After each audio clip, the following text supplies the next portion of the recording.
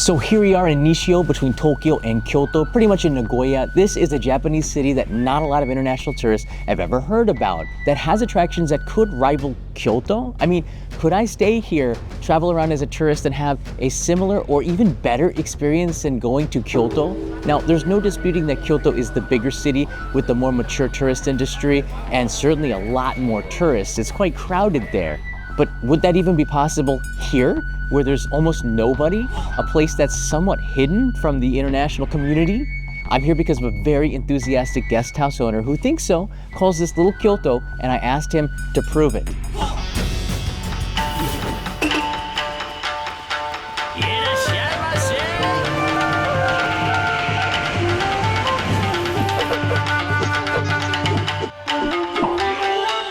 Only in Japan. I took the Shinkansen from Tokyo in the early morning, past Mount Fuji for the scenic ride to Shin-Anjo and Nishio Station, to Rise's house. Rise standing in front of his guest house to greet me. The guest house opened in 2024 and has jump-started tourism to this relatively unknown city of the suburbs of Nagoya. This is your guest house? Yes, this is my guest house, Rise's house. Let's go inside. Yeah. The guest house was an akiya, abandoned home renovated with local touches close to Nishio Station. The living room looks like a typical Japanese home. Wow. The details are quite interesting. And like watch TV like Japanese family. Right. Yeah. And this tatami is actually from made of washi, which is Japanese paper with resin, so it's waterproof. The tatami flooring is locally made with small details like finding a 4-leaf clover. Lucky. Oh. Going to the back, there's the high-tech Japanese toilet, the bathroom, a washing machine for the laundry, and kitchen, with all the typical appliances in any Japanese home. It's a guest house, but one where you'd rent out the entire home. I have those plants that are from like locals. They give these to me when I open this place. This is where you see more of Rise's personality in the renovation design. Okay, this is an exciting part. This is a small entrance. What? Of tea room. A traditional tea room with nijiri-guchi, very small door making everyone bow down no matter their wealth, also making sure samurai didn't bring weapons in. It transports you to the matcha world, and we'll soon discover Nishio has a famous matcha industry rivaling Uji in Kyoto. You can smell the tatami, the room's details set it apart, floor to ceiling made by local artisans. According to Rise, tatami mats in traditional tea rooms are wider. This one has 64 bumps on the surface instead of the usual 60 in central Japan. The heri, or tatami cloth border, is also special made. Going up the steep wooden stairway to the second floor, there's a bedroom big enough for a family.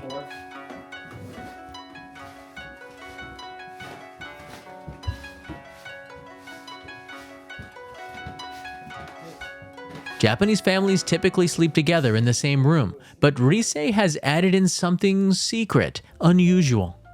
Can you guess what it is?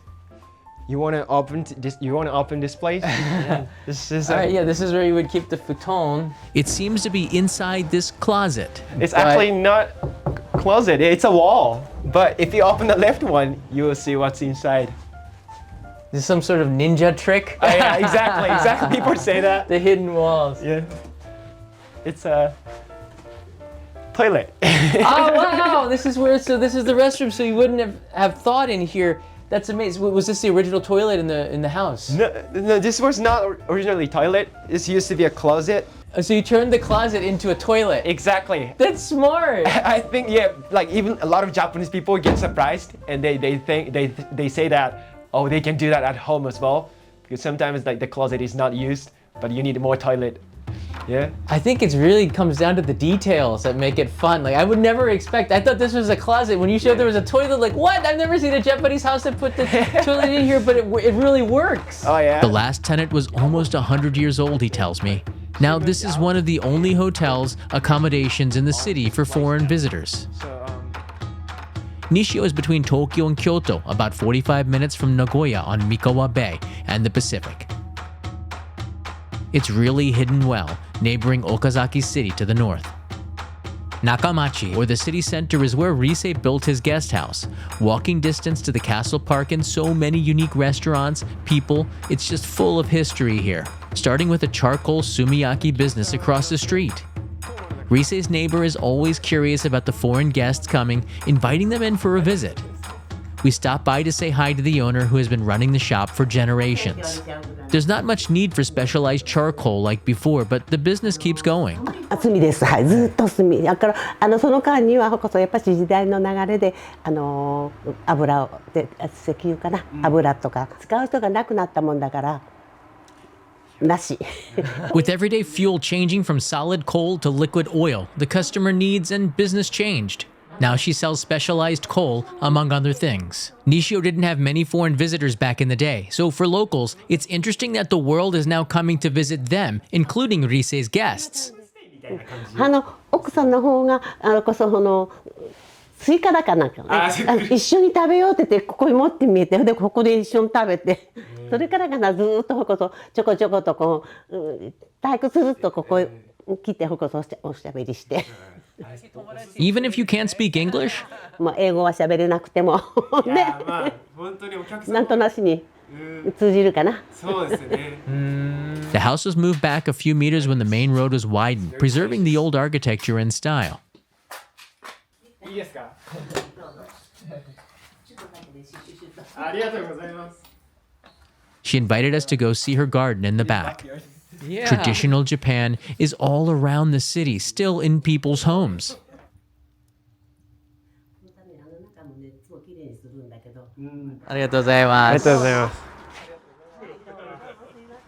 Rise took me on a walk around the town. There used to be a snake used for medicine. They still have the sign out for it. Oh yeah, but I mean they don't do it anymore. But you see those showcase. Yeah. I heard that some locals used to bring like snakes here. For medicine. A lot of abandoned houses mean a lot of history also stays somewhat intact, in view, although dormant. I was led to an alley between some old Japanese wooden homes. It has the same energy as Kyoto, same feel, without any of the tourists. The quiet around you means your senses are more focused. Zero stress. A storehouse. Oh yeah, this used to be a sugar store. So there used to be tons of sugar inside. But now they don't use it anymore. Still you see those traditional... Yeah, how thick it is. It's very thick. This is spectacular with these two buildings next to each other. Narrow alleyway with all the feel. You can feel the history and the culture of Japan here. Exactly. This view has been the same for at least 3 centuries. I love this place because there are no people. Yeah, that's right. There's no people here. Exactly. If this was in like more touristic places, like I would say Kyoto or Nara, it could be crowded. It would be crowded. People would find a way to take advantage of it and commercialize it, but it stays in its like a natural state, which I love. There's another small shrine, and there's a like local cafe that I usually go to. In here? In here. It's a hidden place. Like only locals go to, but they're super welcoming. Yeah, a couple of times, like my guests at Rise's house went to that place, and she just called me and. Oh, your guests are here? Yeah, absolutely. Next to that cafe is a shrine with an odd attraction. Do you see it? There's a children's playground, slide, and under an ancient tree, a swing set. Usually around temples and shrines, you want to be extra quiet, but here, maybe it's just too quiet. What is this? More oddities in the Japanese countryside. I saw several of these cartoonish statues around the city center. I had to stop Rise and ask him about it. Were these some sort of historical figures? Owner of a shoe shop around here. So a local shoe shop owner, remembered in history? He's alive. Still alive. That means we can still meet him. Rise called him up and he invited us over to show his store. And a few steps in, there he was, Sugiura-san. The glasses on the statue didn't stand the test of time, but this is the guy. I'll be back to buy a new pair of shoes someday.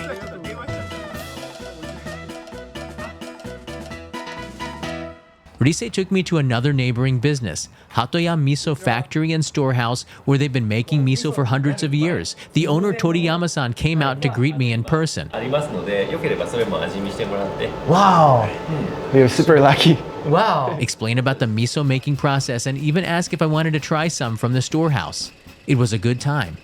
He took us to the back where they'd been aging miso in large wooden barrels. Each barrel has about 4.5 tons of miso inside, and it would last a family 68 years if they ate miso soup 3 meals a day. I can smell it. Yeah, we can smell it. It's made the traditional way, loaded down with local stones from the Mikawa region. Toriyama-san got us some samples of a syrupy miso. Wow, that is so much taste on there. Exactly. It's very umami, lots of umami. Umami. It's like a sweeter Vegemite, heightens your senses. Toriyama-san was up there getting more samples made from domestic soybeans. You can see the koji mold and fermentation has changed the beans a lot to miso beans. Salty, savory, perfect to top with rice, among other things. I like this job. You like this job? Yeah. Yeah, I never get tired of it. I don't think I would ever get tired of it. Yeah. Toriyama-san brought out miso mixed with salt water. The koji mold is on there, which breaks down the starches and proteins to ferment it to make miso. Loaded with a lot of vitamins and enzymes. We opened it up. You can see the beans. I guess it's like a miso cookie. Beans and koji, but And then they're gonna add some salt. Delicious, slightly salty cake-like bean nugget. I don't know any other way to say it. I tried all sorts of miso inside the store and no one leaves without buying some. It's incredible how much closer to Japanese culture you can get away from the tourist centers. Lunch was a local Nagoya area specialty. wow. Tonkatsu, well, miso katsu in particular, using the local miso. Miso just works so well with the deep-fried crunchy pork cutlets, savory subtle sweetness that makes your palate so happy. You can also get that miso katsudon too on a bed of rice. Delicious. We walked it off to a local Kyoto-style park called Shokoso. We were warped through time and space to another era, very similar to the experiences you'd get in Kyoto, stunning with the autumn colors.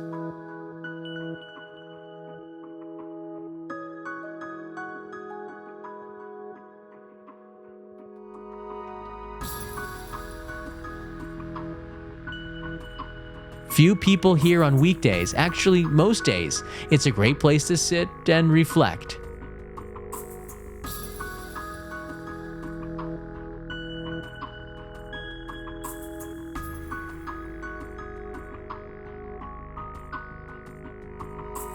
So I asked Rise why and how a young guy would come back to his hometown when so many younger people are leaving it to go to the big cities. When I went to Michigan, I saw that there were tons of students who were really into Japanese culture, but I didn't expect that before, and I saw many people who want to go to Japan, and then I realized that I can do something in my hometown because that's what they might enjoy. So you had this moment, Exactly, click. Nishio, this is my home. It's got so much that everybody's looking for this exact same thing, and I was living in it all my life. Yeah, that was a really shocking experience. So yeah, I just came up with that idea to open my inn in this hometown. What do you see in your hometown Nishio that is so attractive to foreigners? Okay, food and culture. Food, matcha, unagi, and shrimp crackers. That's one of the best food here. And also about the culture, since it has a Nishio Castle, right. There's a lot of traditional streets, or this neighborhood itself is a castle town. So that's very attractive because there are no tourists. Well, that's why I said foreigners, because I mean, in all of Japan, there are so many spectacular places. Do the people of Japan see Nishio as a tourist attraction themselves? To be really honest, not really, because that's why we don't have many tourists, even Japanese. But Japanese people who love food, like unagi, matcha, they come all the way to Nishio City. To eat, of course. To eat. Yeah, that's right. That's a reason to travel for Japanese tourists. Exactly. But for international tourists, you saw the potential in that culture that perhaps every day people maybe take for granted That's because it's true. in their everyday lives. Yes. This is stuff that people wanted. Small towns around Japan need local residents who see its beauty and potential more than ever to find ways to connect it with international visitors. There are 3 to 4 million of them monthly coming to Japan, many of them riding past Nishio on the way to Kyoto from Tokyo. Nishio won't be outdone by the ancient capital. Rise took me to a late Edo period former residence turned tea house for a cup of Nishio matcha. This is a tea house. Oh, sugoi. You may never have heard of Nishio matcha, but it's quite famous in Japan, even in snacks like my favorite takenoko no sato.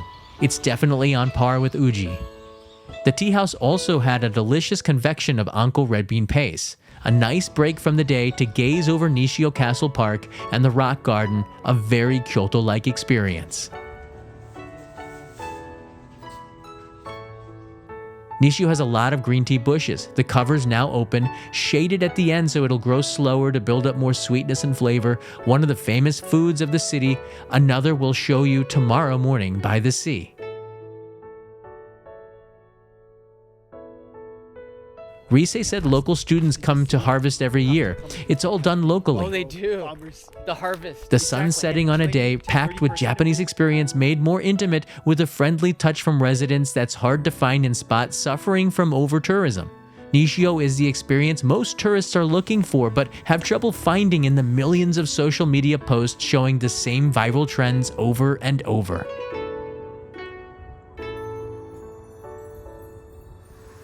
At night, we went out to eat, see the nightlife options. There are some. The city has many izakaya with local foods to try. A 10-minute walk brought us here for dinner, asako.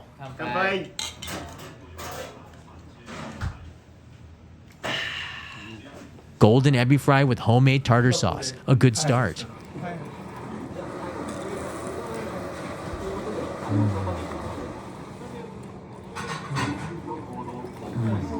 Sashimi from the local fish market, and this one, fried soft crab. These crabs have new shells which are soft and edible, nothing like I'd ever had before. After one bite, it became one of my favorites. It's a specialty of Nishio. I think I could have eaten the whole plate myself. Deep fried mehikari. Everything was so good here, including the gyuniku ishiyaki, beef grilled on a stone.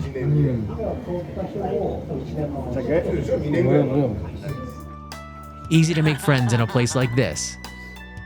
The morning breakfast hunt took me a 10-minute walk to Honmachi Oven Bakery in a renovated old building that just opened a year ago. Modern style cafe with some amazing items out of the oven. These muffins got my attention. I ordered a freshly ground coffee and snagged one of those amazing cinnamon rolls staring back at me through the window. Which gave my morning a sweet start. We planned to head towards the seaside today. Nishio is famous for what's inside these greenhouses. In the warm waters of the greenhouse, farmers raise unagi, freshwater eel.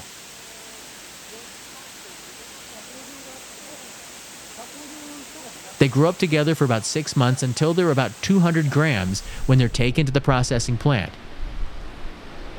Constantly flowing water like this keeps them stress-free.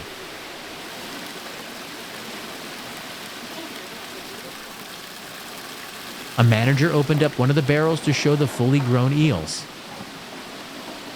They're slimy gray and pretty easygoing creatures. 背が青色でお腹が真っ白。そう色がこうすごいいい状態の美味しいうなぎです。 Unagi is one of my favorite Japanese dishes, but I've been having nightmares about falling into that vat of 1,000 unagi since filming this scene. It's incredible, though, to see how one of Japan's most famous unagi spots goes about the business. Professionals can tell by hand, weighing them if they're 150 or 200 grams, separating them by weight, checking the quality of each one. They naturally find their way to the bucket below. They're delicate and spoil very quickly, can't travel far once removed from the water. This is how they're transported to restaurants, fresh.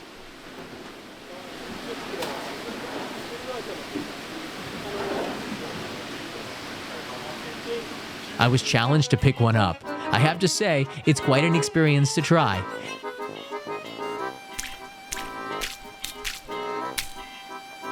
This guy had a small adventure before heading back to his bucket and free-flowing water again. Next to the Nishio Central Fish Market is a famous unagi restaurant, Unagi Dokoro Ishiki. So this is gonna ruin all of my unagi experiences. And the most affordable one in Japan, I guess. I don't even know what how much. So this in Tokyo would probably be like 5,000-6,000 yen. Exactly. Here it's around 3,000. Just Half 3,000. price. Better quality for more affordable price. It doesn't get any fresher than here. It's got that char grilled taste, that sweet and salty, tangy sauce to it. The meat is so tender. That's one of the reasons why I love unagi. I love it. Nothing is wasted. The bones are deep fried and eaten. A crunchy snack that goes great with a beer. The unagi heart is in the clear broth soup, surprisingly delicious. At the Nishio Ichiba fish market, it's much more relaxed than in Kyoto or any big city for that matter. They sell local fish and food at very affordable prices, a chance to try many things if you had missed it before.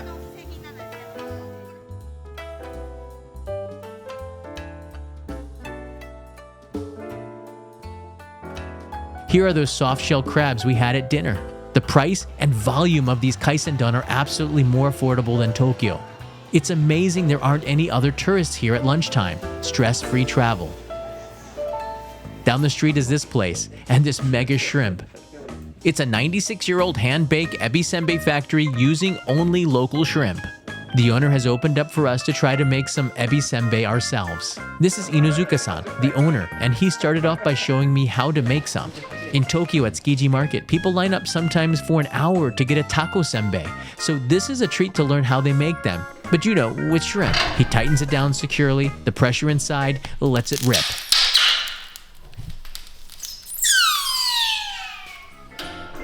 After about 80 seconds, you've got ebisenbei, fresh from the grill. I tried them still warm, crunchy, delicious. Now, typically you can make them small, but I wanted one to remember. About the size of a tennis ball.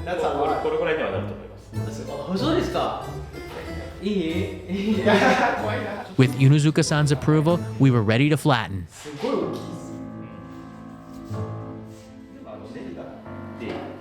Stay away from the sides, wait for 80 seconds, but it didn't take long for the drama to start.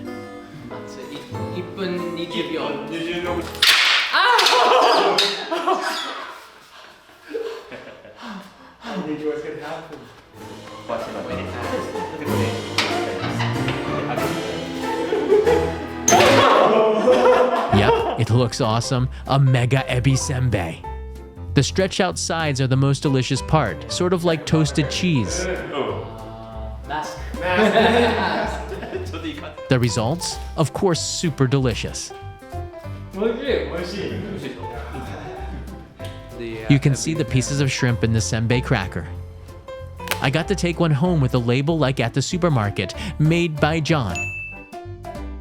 On this trip, it really was the people I met that made it most memorable, that friendly openness to those who don't regularly meet tourists, an authenticity that perhaps makes little Kyoto Nishio better than its famous bigger brother. The question was, is Nishio as good or better of a tourist destination as Kyoto? And the answer is, I kind of think it is. It just depends on what you're looking for when you travel, but travel is more than just a destination. It's about the people and the experiences that you have at that destination. Now, Kyoto, it's undeniable that they have some of the best attractions in all of Japan, if not all of Asia and the world. It's amazing to see those places, but there's also so many tourists. They come and they go, and the new ones come and the new ones go, and they're quite used to that. Here, wherever I went, I really felt like I was special, like they really wanted me here and they were willing to show me around and open up their lives.